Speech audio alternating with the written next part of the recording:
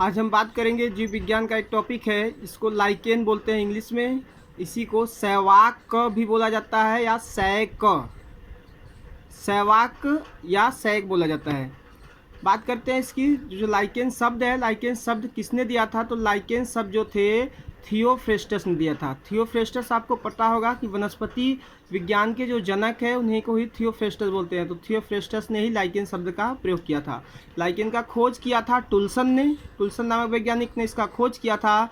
और लाइकेन विज्ञान के जनक किसको कहा जाता है, यानी फादर ऑफ लाइकेनोलॉजी जो है इरिक एकैरियस को कहा जाता है। बात करते हैं यहाँ पे कवक और शैवाल होता क्या है। तो लाइकेन होता क्या है? तो लाइकेन क्या होता है? कवक और शैवाल के बीच सहजीवी संबंध होता है। सहजीवी संबंध का मतलब ये, कवक जो होता है, आपको पता है कि कवक जो होता है वो परपोषी होता है, विषम पोषी इसको बोलते हैं, हेटेरोट्रॉप्स।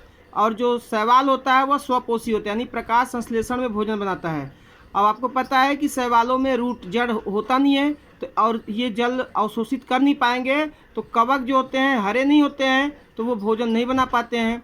तो इसमें जो होता है कवक जो होता है, कवक जल को अवशोषित करता है और इस जल को देता है शैवाल को, और शैवाल प्रकाश संश्लेषण से भोजन बनाता है। तो उस भोजन को शैवाल भी यूज करता है और कवक को भी देता है। तो बिना पानी के वो भोजन नहीं बना पाएगा शैवाल, और बिना भोजन के कवक जीवित नहीं पाएगा। तो एक दूसरे को दोनों सहयोग करते हैं, इसलिए इस तरह के संबंध को सहजीवी संबंध बोलते हैं। तो कवक और शैवाल के सहजीवी संबंध को बोलते हैं यहाँ पर लाइकेन, जिसमें शैवाल के भाग को फाइकोबियांट या फोटोबियांट बोलते हैं, जिसको बोलते हैं यहाँ पर शैवालांश, शैवाल के अंश। इसी तरह जो कवक का भाग होता है उसको बोलते हैं कवकांश या माइकोबियांट।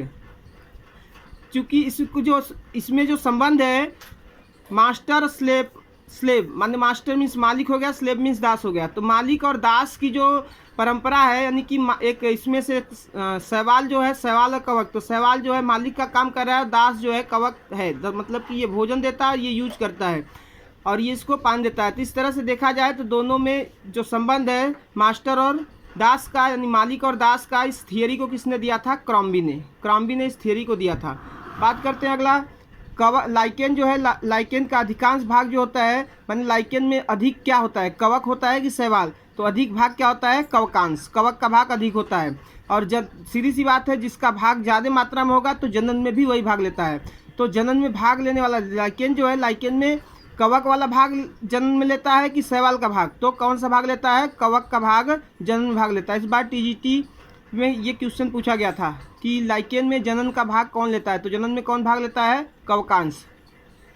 लाइकेन में अधिकांश कवक भाग लेने वाला वर्ग जो है, माने कौन सा कवक है जो लाइकेन बनाने में अधिकांश भाग लेते हैं? तो उसका नाम रखा गया एस्कोमास्टीज, यानी एस्कोमास्टीज जो है कवक का वर्ग है जो अधिकांश किसमें भाग लेते हैं? लाइकेन के निर्माण में। बात करते हैं एस्कोलाइकेन, माने कि ऐसा लाइकेन जिसमें एस्कोमास्टीज के कवक होंगे।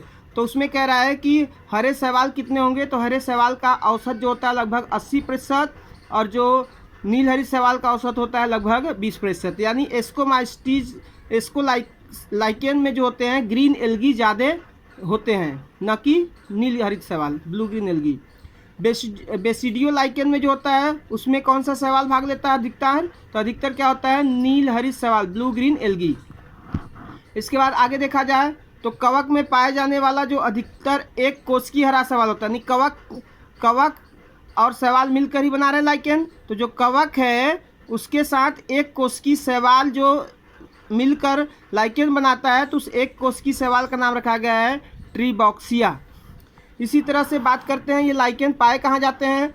तो ये टाइप है इनके प्रकार लाइकेन के। तो क्रस्टोज लाइकेन जो होता है, इसी को रॉकी सबस्टेशन, मतलब कि ये चट्टानों पर उगते हैं। तो पूछा जाता है क्वेश्चन कि चट्टान पर उगने वाला लाइकेन जिसको बोलते हैं क्या? Crustose lichen. इसका एग्जांपल क्या है?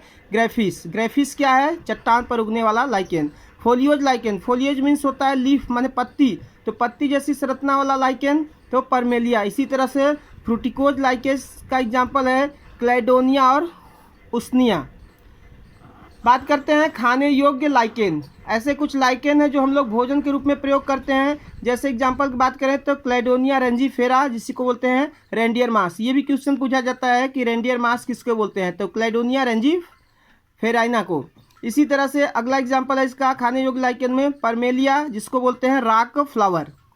लिटमस जो होता है, लिटमस पेपर आपको पता होगा कि अम्ल और क्षार की पहचान कराने वाला ये पदार्थ होता है, इसको सूचक बोलते हैं। तो लिटमस पेपर जो होता है ये भी लाइकेन से प्राप्त होता है। उस लाइकेन का नाम है रोसेला टिक्टोरिया। रोसेला टिक्टोरिया ऐसा लाइकेन है जिससे क्या प्राप्त होता है, लिटमस। इसके अलावा हाइड्रोफोबिया रोग जो होता है, हाइड्रोफोबिया रोग में प्रयोग होने वाला जो लाइकेन है, यानी लाइकेन हाइड्रोफोबिया रोग में जो दवा के रूप में प्रयोग होता है उसका नाम है पेल्टीजेरा कैनाइना। पेल्टीजेरा कैनाइना जो है ये हाइड्रोफोबिया रोग में इसका यूज किया जाता है। इसी तरह से देखा जाए तो कुछ और पॉइंट बचे हैं, जैसे कि इसको बोला जाता है biological indicator of air pollution, यानी कि किसको, लाइकेन को क्या कहा जाता है, biological indicator of air pollution.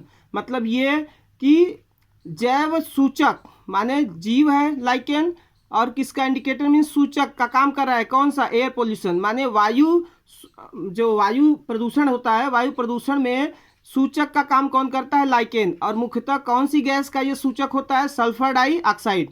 यानी सल्फर डाइऑक्साइड जिस क्षेत्र में, जिस वायुमंडल में सल्फर डाइऑक्साइड की मात्रा बढ़ती है, लाइकेन वहाँ पे सूख जाता है। तो जब लाइकेन सूखता है तो इससे ये स्पष्ट हो जाता है कि उस क्षेत्र में क्या है, सल्फर डाइऑक्साइड की मात्रा बढ़ रही है, इसका मतलब वायु प्रदूषण बढ़ रहा है। तो इस तरह से ये वायु प्रदूषण का इंडिकेटर यानी सूचक का भी काम करता है, नहीं ये इससे पता चलता है कि वायु प्रदूषित है अथवा नहीं। ओल्ड मैन बियर्ड्स, माने ओल्ड मैन बियर्ड्स और ज्वलनशील जो होता है, ओल्ड मैन बियर्स के नाम से, और जो ज्वलनशील होता है लाइकेन उसका नाम है उसनिया। उसनिया क्या होता है, ज्वलनशील होता है, और ओल्ड मैन बियर्स के नाम से भी जानते हैं। यानी जो बूढ़े व्यक्ति होते हैं उनके दाढ़ी जैसा ये दिखने में लगता है। बात करते हैं माइकोराइजा। माइकोराइजा जो होता है इस शब्द का प्रयोग किया था फ्रांक ने 1885 में। अब माइकोराइजा होता क्या है, तो माइकोराइजा जो होता है ये भी एक तरह का क्या होता है, सहजीवी संबंध होता है। इसी को बोलते हैं हिंदी में कवक मूल, कवक और मूल। कवक मीन्स कवक हो गया, मूल मीन्स जड़ हो गया। तो बड़े पौधों की जड़ों में कवक पाए जाते हैं। वो कवक क्या करता है, उस पौधे को जल देता है, और जो पौधा होता है उस कवक को भोजन देता है। तो दोनों एक दूसरे का सहयोग करते हैं। तो ये भी सहजीवी संबंध का एग्जाम्पल है माइकोराइजा या कवक मूल। पाइनस जो होता है, जिसको चीड़ बोलते हैं, पाइनस की जड़ में जो पाया जाता है कवक, उसका नाम है अमानिता। और इसी तरह से फेगस जो होता है, फिगस की जड़ों में जो होता है पाया जाने वाला कवक जो होता है उसको बोलते हैं रोसेला। वीडियो देखने के लिए धन्यवाद। हो सके तो ज़्यादा से ज़्यादा लाइक, सब्सक्राइब और शेयर कीजिएगा।